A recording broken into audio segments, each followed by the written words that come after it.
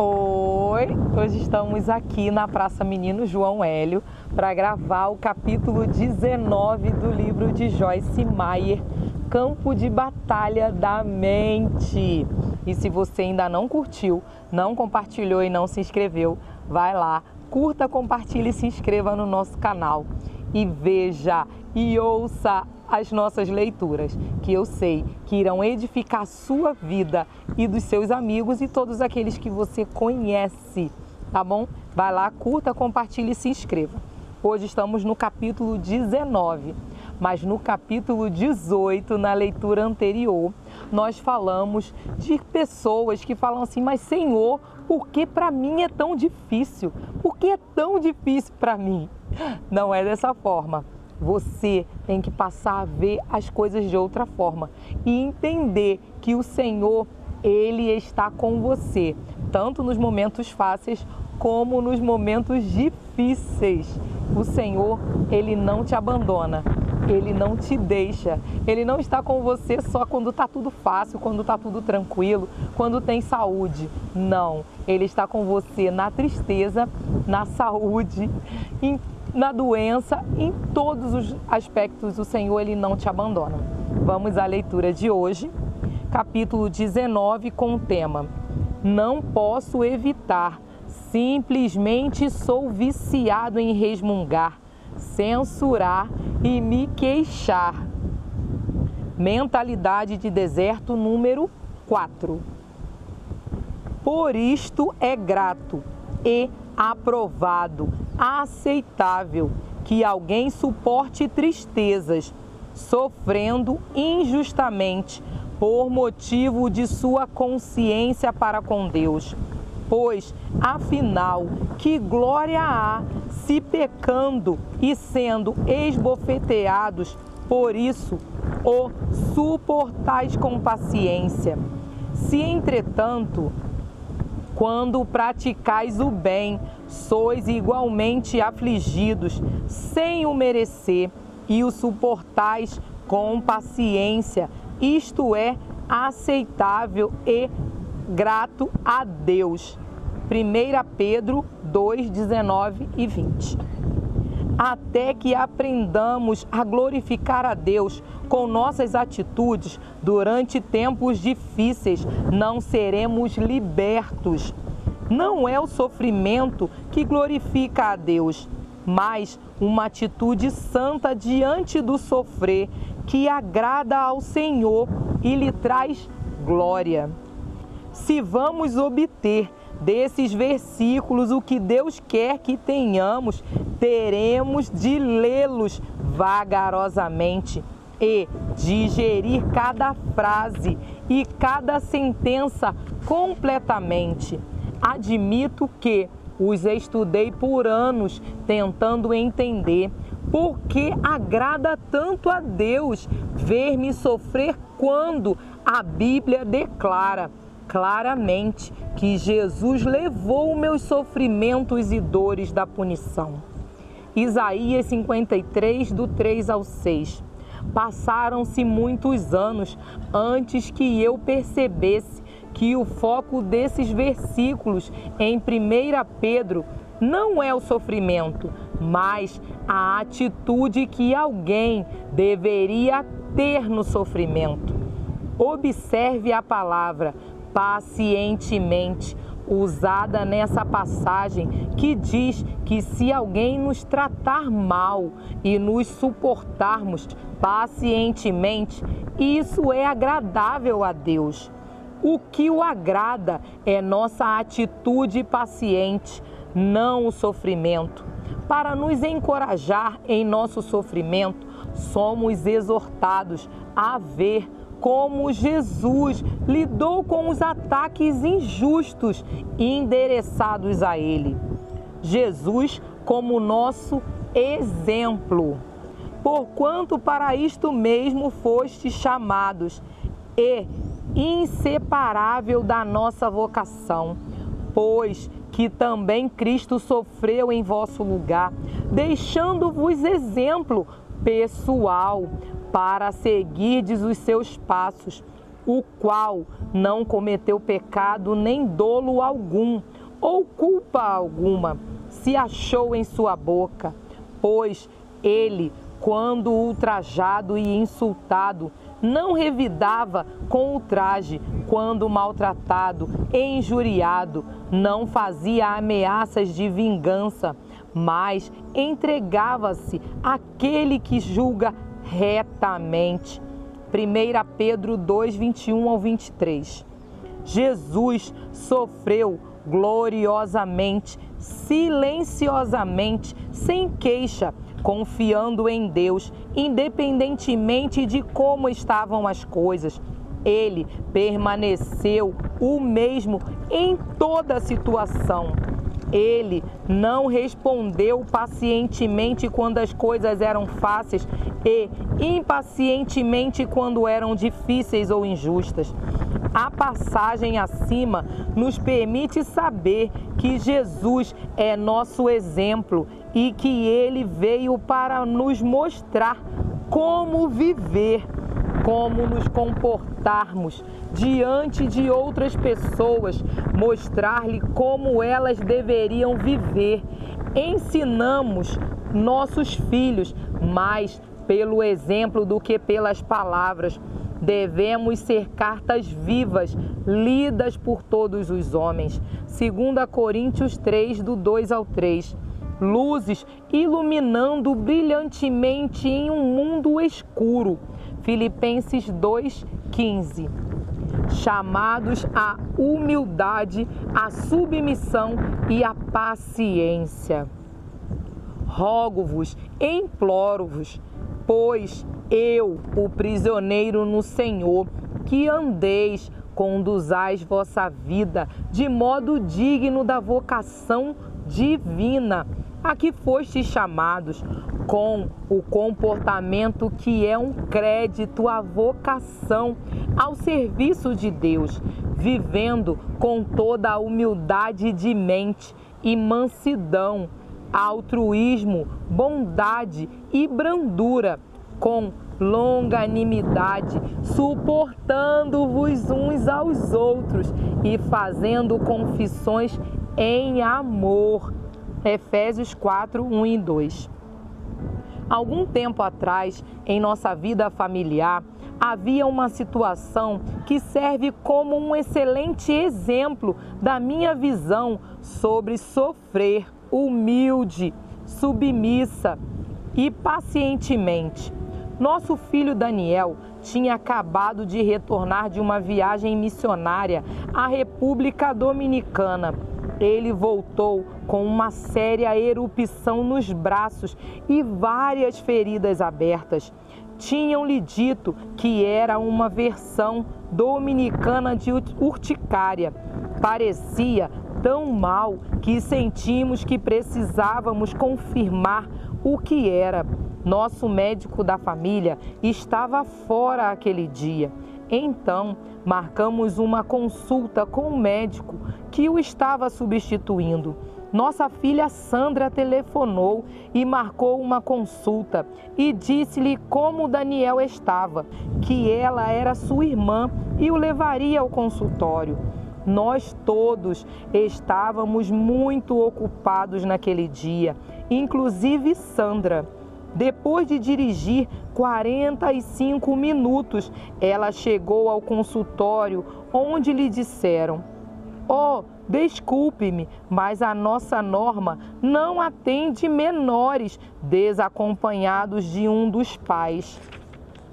Sandra explicou que, quando ligou, ela tinha dito especificadamente que estaria trazendo seu irmão, que ela frequentemente o levava ao médico por causa das nossas viagens. A enfermeira manteve-se firme em que ele precisava ter um dos pais com ele. Sandra tinha a oportunidade de sentir-se irritada.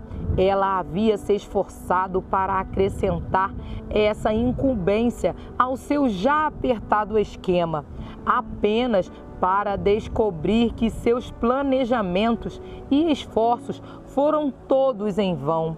Ela tinha outros 45 minutos de viagem de volta, esperando por ela, e tudo parecia um grande desperdício de tempo. Deus a ajudou a manter-se calma e amável. Ela chamou Dave, que estava visitando a mãe dele, e ele disse que viria e cuidaria da situação. Dave sentiu-se direcionado a passar pelo nosso escritório e apanhar alguns dos meus livros e fitas, sem mesmo saber o que faria com eles. Ele apenas sentiu que devia apanhá-los. Quando ele chegou ao consultório do médico, a mulher que estava registrando os pacientes perguntou a Dave se ele era um ministro e se era casado com Joyce Meyer. Ele respondeu que sim, e ela disse que tinha me visto na televisão e tinha ouvido tanto os nomes das pessoas da família que imaginou se poderia ser a mesma pessoa. Dave conversou com ela um pouco e deu-lhe um dos livros sobre cura emocional. Meu motivo em contar-lhe essa história é este: e se Sandra tivesse perdido a calma e ficado impaciente, seu testemunho ficaria marcado, se não arruinado. Na verdade, poderia ter causado um dano emocional à senhora que me assiste na televisão e então observa minha família comportando-se mal. Muitas pessoas no mundo estão tentando encontrar Deus e o que nós lhe mostramos é muito mais importante do que o que lhes dizemos. É importante, é claro, que verbalmente compartilhemos o Evangelho, mas fazer isso e negar o que dizemos com nossos comportamentos é pior do que não dizer nada. Sandra suportou pacientemente seu sofrimento naquela situação e a palavra de Deus afirma que somos chamados para esse tipo de comportamento e atitude. O sofrimento paciente de José. Adiante deles enviou um homem, José, vendido como escravo, cujos pés apertaram com grilhões e a quem puseram em ferros, até cumprisse a profecia aos seus irmãos cruéis a respeito dele e tê-lo provado e testado a palavra do Senhor. Salmos 105, do 17 ao 19. Como um exemplo do Velho Testamento, pense sobre José, que foi injustamente maltratado por seus irmãos. Eles o venderam como escravo e disseram ao seu pai que ele havia sido morto por um animal selvagem.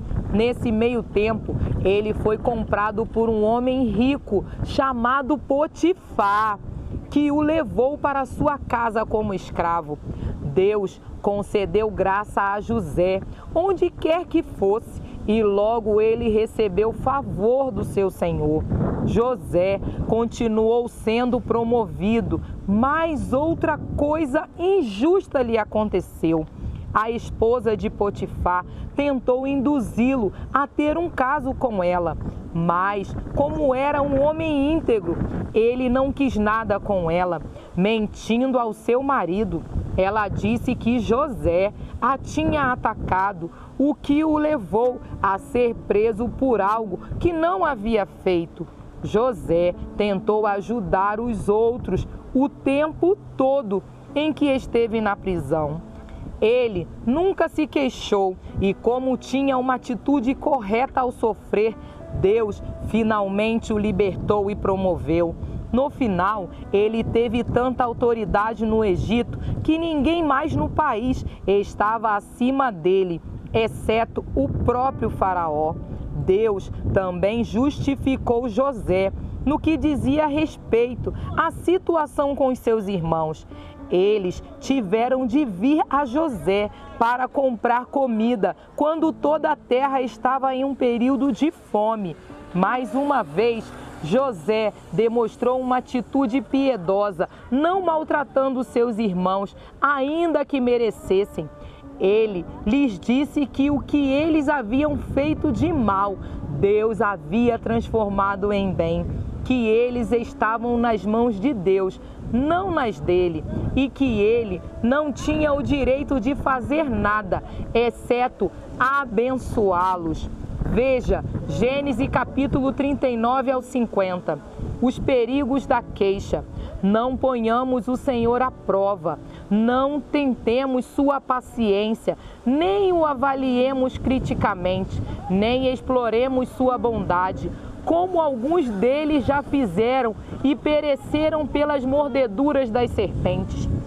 Nem murmureis, como alguns deles murmuraram e foram destruídos pelo exterminador, morte.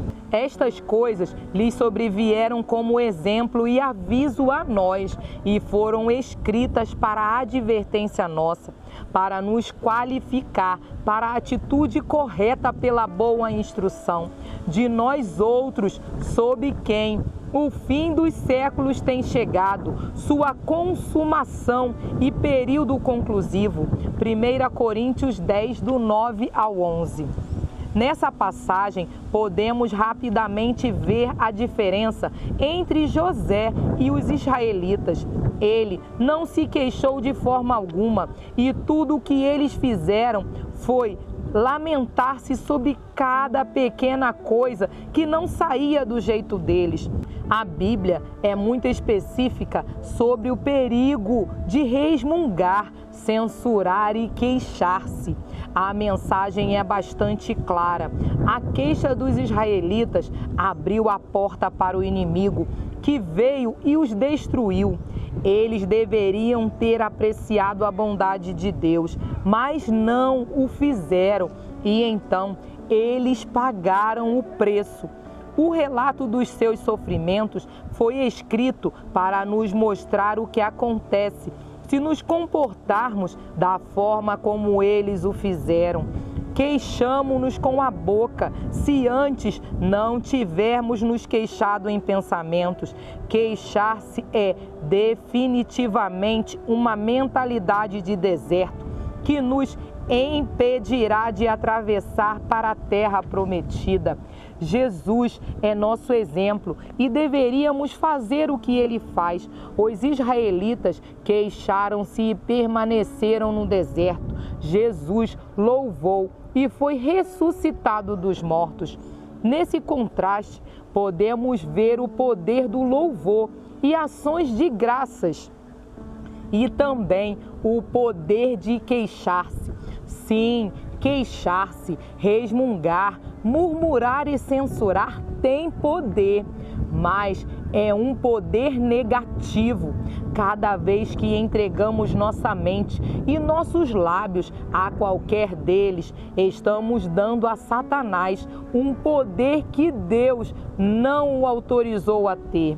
Não resmungue, censure nem se queixe.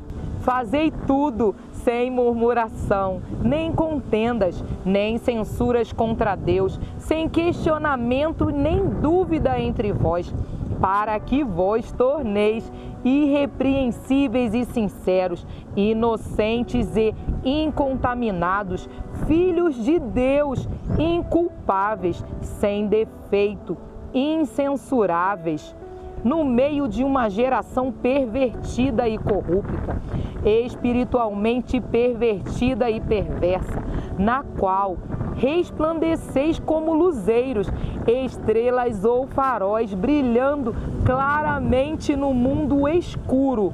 Filipenses 2, do 14 ao 15. Algumas vezes parece que o mundo inteiro está se queixando. Há muito murmúrio e queixa e tão pouca gratidão e apreciação. As pessoas se queixam sobre seu trabalho e seu chefe, quando deveriam ser agradecidas por terem um trabalho regular e apreciar o fato de não estarem vivendo em um abrigo para desempregados em qualquer lugar ou em pé numa fila da sopa. Muitas daquelas pessoas pobres ficariam emocionadas por terem um emprego. Apesar das suas imperfeições, elas estariam mais do que desejosas de tolerar um chefe não tão perfeito para ter um salário regular, viver na própria casa e cozinhar a própria comida. Talvez você realmente precise de um emprego mais bem pago, ou talvez você tenha um chefe que o trata injustamente. Isso é uma infelicidade, mas a saída não é por meio da queixa. Não se lamente ou se preocupe, ore e agradeça. Não lamenteis, nem andeis ansiosos de coisa alguma. Em tudo, em cada circunstância e em tudo, porém, sejam conhecidas diante de Deus as vossas petições, pela oração e pela súplica, pedidos definidos com ações de graças. Continuai a fazer vossos pedidos conhecidos a Deus. Filipenses 4:6. Nesse versículo, o apóstolo Paulo nos ensina como resolver nossos problemas. Ele nos instrui a orar com ações de graças em todas as circunstâncias. O Senhor ensinou-me o mesmo princípio desta maneira. Joyce, porque eu deveria lhe dar qualquer coisa se você não é grata pelo que já tem? Por que deveria dar-lhe algo mais sobre o que se queixar? Se não pudermos oferecer nossos atuais pedidos de oração de uma base de vida cheia de ações de graças, não conseguiremos uma resposta favorável. A palavra não diz orar com queixas, ela diz orar com ações de graças. Murmuramos, resmungamos, censuramos e queixamos, geralmente quando algo não sai do jeito que queríamos ou quando estamos tendo de esperar alguma coisa por mais tempo do que o esperado. A palavra de Deus nos ensina que devemos ser pacientes durante esses tempos. Descobri que a paciência não é a habilidade de esperar, mas a habilidade de manter uma boa atitude enquanto se espera. É muito importante que este assunto de queixa e todos os tipos relacionados de pensar e conversar negativamente sejam encarados muito seriamente. Creio, sinceramente, que Deus me deu uma relação de como é perigoso permitir que nossa mente e nossos lábios sejam controlados por eles. Deus disse aos israelitas em Deuteronômio 1:6: tempo bastante haveis estado neste monte. Talvez você tenha estado em volta da mesma montanha muitas vezes e agora esteja pronto para continuar. Se assim é, será bom lembrar-se de que você não irá adiante de maneira positiva enquanto seus pensamentos e sua conversa estiverem cheios de queixa. Eu não disse que seria fácil não se queixar, mas você tem a mente de Cristo, por que não tirar o máximo de proveito dela? Você e eu temos a mente de Cristo, então vamos tirar proveito disso. Retire da sua vida, da sua casa, da sua mente, todo espírito de queixa, que o Senhor esteja te orientando a largar a murmuração, largar tudo aquilo que nos impede de nos aproximarmos de Deus. Vamos orar para agradecer a Deus por mais um dia, mas não esqueça de curtir, compartilhar e se inscrever no nosso canal. Senhor, muito obrigada por esse dia. Obrigada, Senhor, porque temos aprendido que a murmuração e a queixa, Pai, nos distancia de Ti. Mas temos a certeza que o Senhor está conosco, abençoando e guardando a nossa vida. Em nome de Jesus. Amém e amém. Tchau. Até o próximo dia de leitura.